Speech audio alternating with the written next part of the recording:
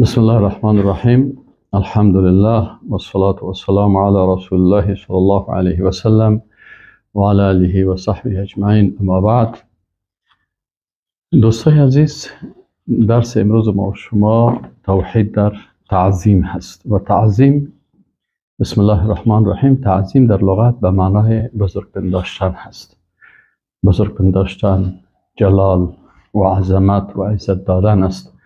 و در اصطلاح تعظیم دو قسم است. یکی تعظیم الله سبحانه و تعالی هست که انسان به بزرگی، اجلال، جلال و عظمت و عزت الله سبحانه و تعالی یقین داشته باشه و الله سبحانه و تعالی را همه قسم عظمت بده که کما یلیق بجلال وجهه و عظیم سلطانه. و دوم تعظیم شاعر الله هست، آنچه که مربوط به شاعر الله میشه. خب، نوع اول از تعظیم الله هست که ما و شما در درس امروزی میخوانیم. در تعریف از علما میگن که هو معرفت و عظمت الله و تعظیمه و اجلاله مع التذلل له.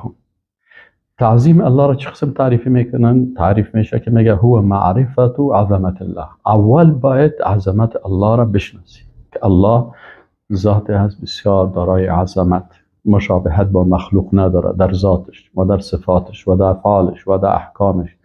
در هیچ چیز با مخلوق مشابهت نداره، ذات با عظمت است و عمیق است.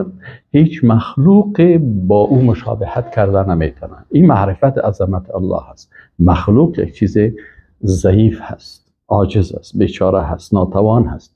الله متعال دارای ذات با عظمت است. اول معرفت عظمت الله را باید بشناسی و تعظیمه و اجلاله. هو معرفت عظمت الله. اول معرفت عظمت الله هست یک، و تعظیمه و اجلاله مع التذلل له. بعد از او تعظیم میکنی الله را بسیار با احترام و با بسیار با ادب و با بسیار عاجزی در مقابل از او. و تعظیمه و بزرگ پنداشتن الله سبحانه و تعالی است. و اجلاله و برزو جلال و عظمت از او قائل بودن و این عظمت برای از او دادن مع التذلل له، به امرای چی؟ که خود بسیار در مقابل از او ذلیل میسازی. علامه ابن قیم جوزی رحمه الله چی میگه؟ میگه و روح العباده. ببینید، این تعظیم یک عبادت است و عبادت قلبی هست که این انسان باید عظمت الله را در قلب خود داشته باشه. علامه ابن قیم جوزی میگه و روح العبادت، میگه روح عبادت چی هست؟ عبادت که جسم عبادت است، استاد میشی، میشینی، سجده میکنی، رکوع میکنی. برای عبادتی که خودت پایین بالا میشی، برای روح ضرورت است. روح عبادت چی هست؟ هو الاجلال و المحبه، که به جلال عظمت الله سبحانه و تعالی یقین داشته باشی و بر از او عظمت میتی و المحبه و به الله محبت داشته باشی. فاذا تخلى احدهما عن الاخر فسدت. اگر یکی از دیگر جدا شد فاسد میشه. فاذا اقترن بهذين الثناء على المحبوب المعظم. فاذا اقترن بهذين، مگه به دو چیز چی شد؟ الثناء على المحبوب المعظم، باز به امرای عزی که مثلا تو جلال میتی به الله و به الله محبت داری، به امرای جلال و عظمت محبت الله سبحانه و تعالی با ثنا میفرستی. فذلك حقیقت الحمد، بازی حقیقت حمد است. یعنی وقتی انسان حمد میفرسته به الله، سبحان الله والحمد لله ولا اله الا الله والله اکبر، وقتی که برای الله حمد میفرسته، این حمدش باید چی باشه؟ قبل از حمد فرستادن به جلال الله و محبت الله در قلب خود، اما مکمل این در قلب خود داشته باشه. عالم دیگه میگه که ان تعظیم الله عز وجل من اعظم العبادات. میگه تعظیم الله سبحانه و تعالی بزرگترین عبادت هاست. التي غفل عنها كثير من الناس. از این عبادت بسیاری مردم ها غافل شدن. فساءت احوالهم، از این خاطر حالاتشان خراب شد. چرا؟ عبادت قلبی بزرگی که عظمت الله، تعظیم الله در قلب است، این فراموش کردن. برای چی نمیکنن؟ مثلا یک نفر ذکر میکنه، عظمت خالق در قلبش نیست، در جریان ذکر کردن به الله بی‌ادبی میکنه. الله میگه قد افلح المؤمنون الذين هم في صلاتهم خاشعون. مؤمنایی که کامیاب هستن کی هستن؟ کسایی هستن که در نماز خود چی دارن؟ خشوع دارن. خشوع چی معنی؟ خشوع یعنی که تمام اعضای بدن عزیز ساکت و آرام هست و در مقابل الله مثل یک درخت خشک می باشه که حتی پرنده می سر شانهش بشینه احساس نکنه پرنده که این انسان است، فکر میکنه درخت خشک است. چرا؟ در مقابل عظمت خالق متعال دست، چشم، گوش، اعضای بدن کلش هیچی هسته در خشوع هست. چرا؟ به خاطر که عظمت الله در قلبش است. این حال ای عالم میگه بسیاری کسا از این تعظیم الله بیخبر است. برش گفته نشده که تعظیم الله سبحانه و تعالی، بزرگ دانستن و برای الله بزرگ قائل شدن و در عظمت الله سبحانه و تعالی احساس در مقابل از او احساس عاجزی و ذلت کردن، این عبادت هست. از این خاطر میگه چی شده؟ فساءت احوالهم و انقلبت موازینهم. حالاتشان خراب شد، موازین سرچپه شدن. از یک طرف میگه من عبادت خالق با عظمت میکنم، از طرف دیگه در جریان عبادت حرکت ها، خیز و جست، حرکت، بازی کردن با اعضای بدن، باریش و با چشم و با دزدی و سعی کردن و مویای خود جور کردن و احیانا بعضی حرکت های دیگه. چرا؟ این به خاطر ازی است که اگر بفهمه که من در مقابل اتو ذات با عظمت قرار دارم که خالق کائنات زمین هست و من بر از او تعظیم میکنم، بسیار عاجزانه در بارش استاد میشه و ایچی است؟ یعنی روح عبادت است. ان تعبد الله کانک تراه.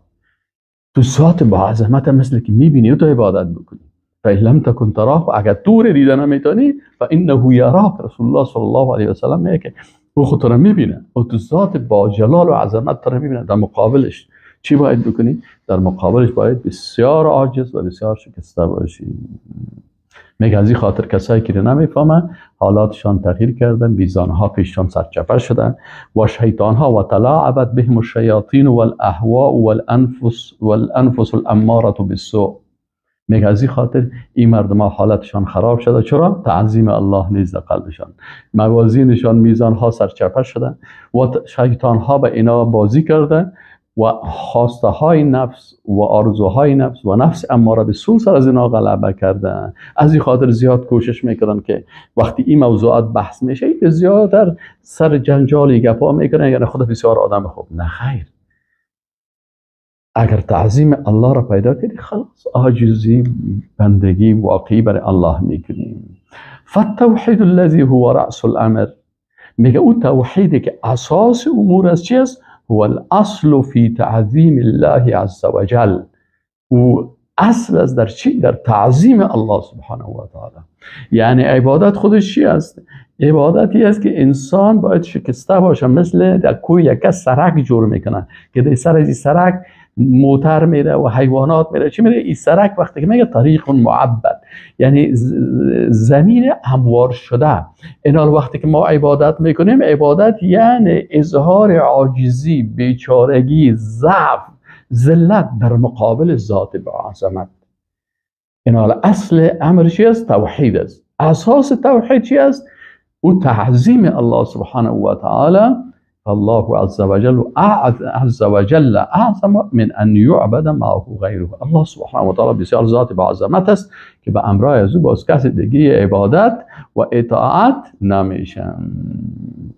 خب در قرآن عظیم الشان نوح علیه السلام ببینید.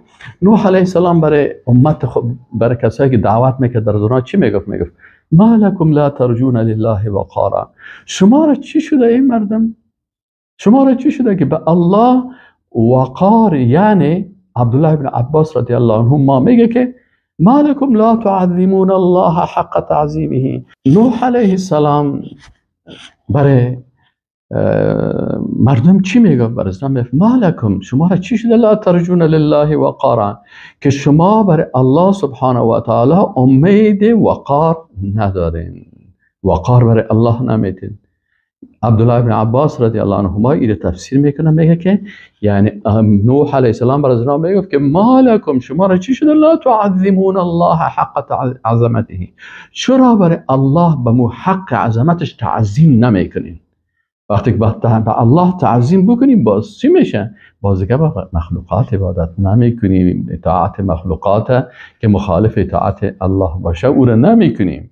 سعید بن جبیر رحمه الله میگه ما لکم لا تعظمون الله حق عظمته. این همه میگه به عبدالله ابن عباس، میگه که شما را چی شده که شما الله را با امو حق عظمتش تعظیم نمیکنین؟ و قال كثير من المفسرین، با سعید ابن جبیر میگه که قال كثير من المفسرین، باز میگه بسیاری از مفسرین میگن که المعنى ما لكم لا تخفون، ما لكم شما را چی شده؟ لا تخافون لله عظمتا، چرا شما را چی شده که از الله نمیترسین؟ به خاطر که الله سبحانه و تعالی بسیار عظمت داره. چرا نمیترسین از ذات با عظمتی که الله هست؟ از این خاطر الله متعال در قرآن عظیم شان میگه که فسبح، تسبیح بگو، سبحان الله بگو. برای کی؟ بسم ربک العظیم، به نام ربت که بسیار با عظمت است. والله ذو الفضل العظیم، الله متعال میگه الله بسیار صاحب فضیلت بزرگ هست. از در احادیث رسول الله صلی الله علیه و سلم، رسول الله صلی الله علیه و سلم، امام مسلم رحمه الله میگه که عبدالله ابن عباس رضی الله عنهما روایت میکنه که رسول الله صلی الله علیه و سلم فرمودن اما الرکوع فعظموا فیه رب، شما در رکوع تعظیم بکنین. وقتی خود سر تخم میکنین، پایین ناچیزی و بیچارگی میکنین، کمرت شخ بسیار عاجزی، اینجا تعظیم بکن پروردگار الله سبحانه و تعالی. یکی از علما میگه فهو صلی الله علیه و سلم، میگه رسول الله صلی الله علیه و سلم اعظم الناس تعظیما لربه تعالی، میگه اگر شما اذکار صبح، اذکار مسا، در نماز، در عبادات، در حج، در هر حالت عبادت های رسول الله صلی الله علیه و سلم ببینید، بزرگترین اشخاص در تعظیم به الله سبحانه و تعالی هست کی؟ رسول الله صلی الله علیه و سلم. از این خاطر حذیفه ابن یمان میگه که از رسول الله صلی الله علیه و سلم شنیدیم که وقت رکوع میکرد سبحان ربی العظیم، الله را با بسیار عظمت یاد میکرد. علامه ابن قیم جوزی در اقوال علما چی میگن؟ میگه که ان تعظیم الله عز وجل هو اعظم وسیله توصل الى سعادة الفرد والاسره والمجتمع بل الى سعادة البشریه کلها. میگه تعظیم الله سبحانه و تعالی بزرگترین وسیله هست که انسان، خانواده را، جامعه را، بلکه تمام بشریت به سعادت و نیکبختی میکشانند. چرا مردم بدبخت هستند؟ فرد چرا بدبخت است؟ به خاطر از اینکه عظمت الله را درک نکرده، بر از این عظمت مخلوقات بیان میشه، مخلوق برش بزرگ جلوه داده میشه، قصه گفته میشه درباره مخلوق، الله را فراموش میکنه، پس به عبادت مخلوق میره. خانواده چرا به الله متعال وقتی که عظمت الله را درک بکنن کلشان به الله سبحانه و تعالی عبادت میکنن، همین قسم جامعه و همین قسم بشریت. امام علاءالدین خازن رحمه الله در تفسیرش چی میگه؟ در تفسیر میگه لا تسجدوا للشمس ولا القمر، میگه که الله متعال میگه برای آفتاب و مهتاب شما سجده نکنین. یعنی میگه چی؟ انهما مخلوقان مسخران، این آفتاب و مهتاب به نظر شما بزرگ جلوه میکنن، در حالی که اینا مخلوقاتی هستند که مسخر شدن از جانب الله سبحانه و تعالی، در خدمت شما قرار گرفتن. فلا ینبغی السجود لهما، شایسته نیست که شما بر از اینا سجده بکنیم. چرا؟ لأن السجود عبارت عن نهایت التعظیم، سجده که تو سرت به خاک مگذاری، این بزرگترین چی است؟ نهایت درجه تعظیم او ذاتی است که تو بر از او سجده میکنی. واسجدوا لله، پس این سجده را که نهایت تعظیم است برای کی بکن؟ برای الله بکن، الذی خلقهن، او ذاتی که تمامی مخلوقات خلق کرده، آفتاب و مهتاب، ستاره ها را، انسان ها را، پیغمبر ها را، ملائکه را، کل از اینا را خلق کرده. پس به اون ذات سجده بکن. المستحق للسجود، او ذاتی که مستحق سجده هست که برش سجده بکنی.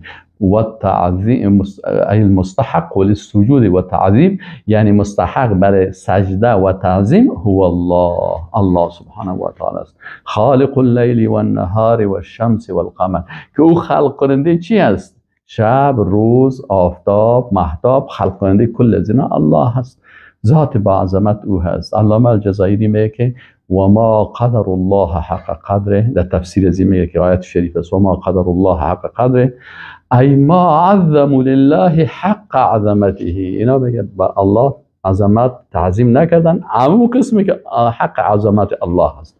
ولا عرفوه حق معرفتی، همین قسم الله را با حق معرفت نشناختن. حین اشرکوا فی عبادته غیره من اوثانهم، وقتی که اینا شریک کردن در عبادت الله بت‌های را بغیر از الله سبحانه و تعالی.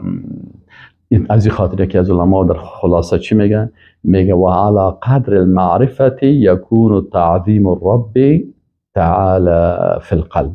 میگه به اندازه معرفت، هر قدر که تو الله را خوب بشناسی، الله را با ذاتش، با صفاتش، با نامایش، با افعالش خوب الله را بشناسی، با مو اندازه میگه در قلب تعظیم الله سبحانه و تعالی پیدا میشه.